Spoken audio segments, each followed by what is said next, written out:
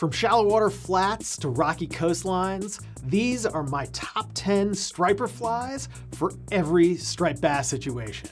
Here in Maine, striped bass are quite possibly my favorite game fish to target. Here in Portland, we've got really easy access to an incredible fishery. And while striped bass need all the protection you can get, the only way that we can keep protecting them is by keeping anglers engaged and fishing for them. And in today's video, we're gonna talk about my top 10 flies for striped bass.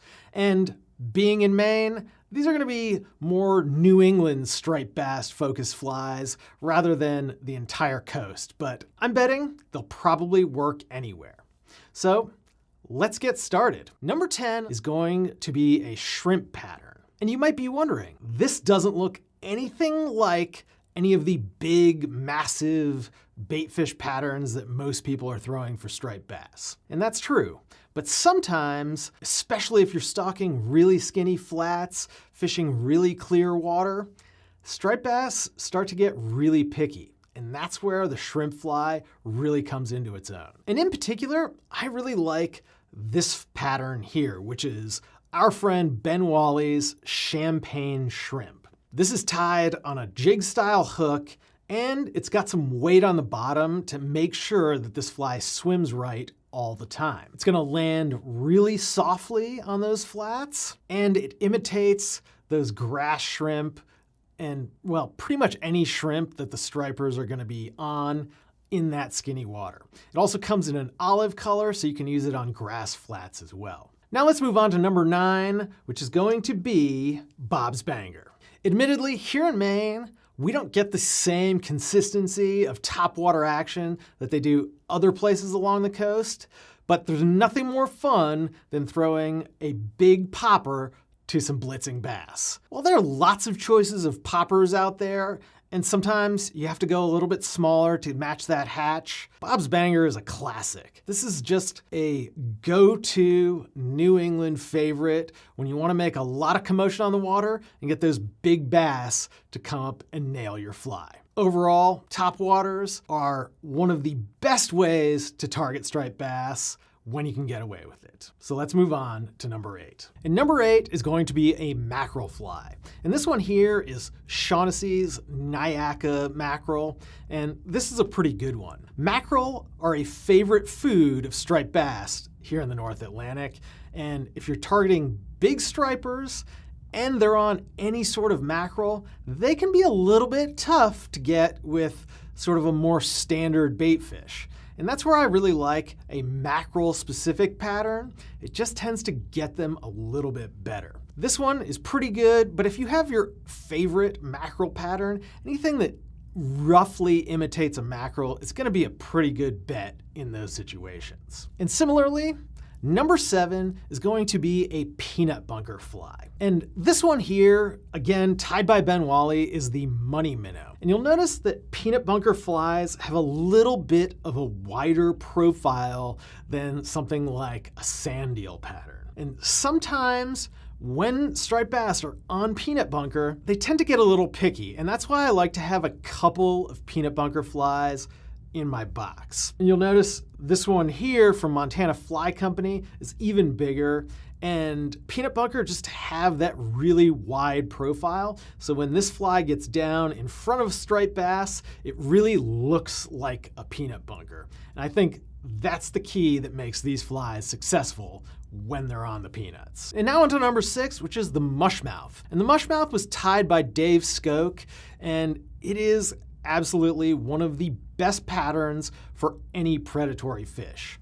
The nice thing about the mushmouth is that you can tie it in a gigantic size or a really small size. And it works really well in any sort of off-color water. All of this flash helps attract those fish from a lot further away than something like just feathers would. It's also a pattern that's really easy to cast, it sheds water really well, and because of the way it's designed, it doesn't foul. So this is just a really well-designed pattern that works extremely well and can be tied to imitate a wide range of baitfish. Number 5 is going to be a crab fly. Here in Maine, especially on some of our flat beaches, A very popular method for targeting striped bass is to fish a full sinking line and drag a crab along the bottom. This is a method that was popularized by Alan Lindbergh, who is a dear friend of the shop. And this crab here is one designed by Ben Wally, and it is an ideal pattern for that method. It's got some heavy eyes here. It's also tied on a jig hook, and that helps it stay hook point up, which is absolutely critical. When you've got big bass on the flats, they tend to eat a crab better than just about anything. Next up at number 4 is going to be a bulky baitfish pattern. And I've got a couple here because I don't think that the specific pattern is as important as sort of the overall idea. This one is the Kinky Muddler tied by Johnny King, which is a fantastic pattern that adds a little bit of bulk here at the front of the fly and just gives it a better profile. So if a striped bass comes from below, they're gonna be able to target this as sort of a larger meal than something that has, well, less bulk. And this one here is a Bucktail Deceiver by Bob Popovics, and it sort of serves that same purpose, which is to create a bigger baitfish, a bigger profile, and a bigger meal for those striped bass. And both of these flies are gonna be really deadly when the fish are on a larger bait. But now, let's move into our top 3 striped bass patterns. Before we continue, I wanted to let you know about Trident Travel, our new destination travel service where you'll get our expert planning and guidance at no additional cost. That means no credit card fees, no booking fees, and for a limited time, you'll even earn Trident rewards on your travel bookings. So for every trip you book, you'll be earning valuable points that you can use towards free tackle here at Trident. Recently, we've had some clients go on some absolutely fantastic trips like bone fishing in Belize, trout fishing in Colorado, and Arctic char fishing in Iceland. So if you're thinking about taking a fly fishing trip, Trident Travel is the way to do it. We've got a ton of great destinations, excellent service, and even more destinations being added every month. Check us out at tridentflyfishing.com/travel. Next up at number 3, the Pop Fly, again by Bob Popovics. And you can tie this in a variety of colors and sizes, but oftentimes you'll find that particularly schoolie bass later in the season are targeting some really, really tiny baits. I like this olive color here as sort of a sand eel imitation, but it also works for silver sides and pretty much any other small bait fish. This one here is by Montana Fly Company, and it actually comes in an even smaller size, which I've used over and over again, and it's just highly effective when the fish are targeting tiny, tiny baits. Number 2 is going to be a generic baitfish pattern. And when I say generic, I'm talking about something like a deceiver or a flatwing, or in this case, a chain breaker by Ben Wally. This is just a generalist baitfish pattern, but you'll notice that it doesn't have any bulk on the bottom. So this is gonna imitate a fairly slim baitfish if the bass is coming from below, but if you get it down to eye level, also has quite a bit of profile to it. So it's a versatile fly, but not one that you can use in every single situation. But let's face it, deceivers have probably caught more striped bass than just about any other fly out there, and I'd be remiss if I didn't have these sort of generalist baitfish patterns near the top of the list. And that leaves us with the number 1 fly, which, you guessed it, is the Clouser by none other than Bob Clouser. And there's definitely no fly that's more popular than the Clouser Minnow. It imitates pretty much everything that swims, from silver sides and sand eels to even shrimp if you tie it in a smaller tan color. It's weighted, it has a really great jigging action through the water, and you can drag it along the bottom and even imitate a crab if you pull it fast enough. There's probably hardly a striped bass angler out there that has never fished one of these, and it's simply the best and an absolute must-have fly in your box. But before I sign off, I think there's also one other fly that's really worth considering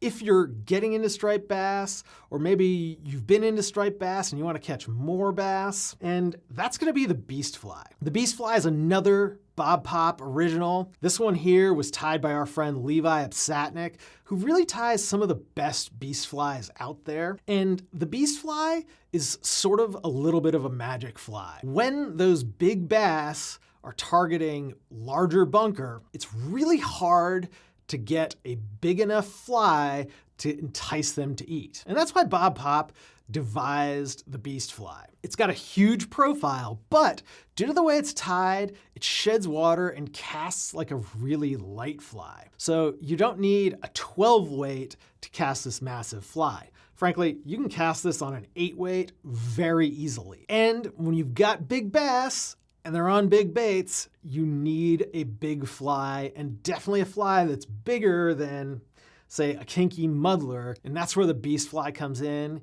and it is absolutely deadly in those situations. So tell us what your favorite striped bass fly is by leaving us a comment in the box below, and don't forget to give us a thumbs up if you enjoyed this video. And of course, if you've got questions about striped bass flies or any tackle related to striped bass, give us a call at 888-413-5211 or email us 24/7 at support@tridentflyfishing.com. I'm Ben. Thanks for watching. We'll see you next time.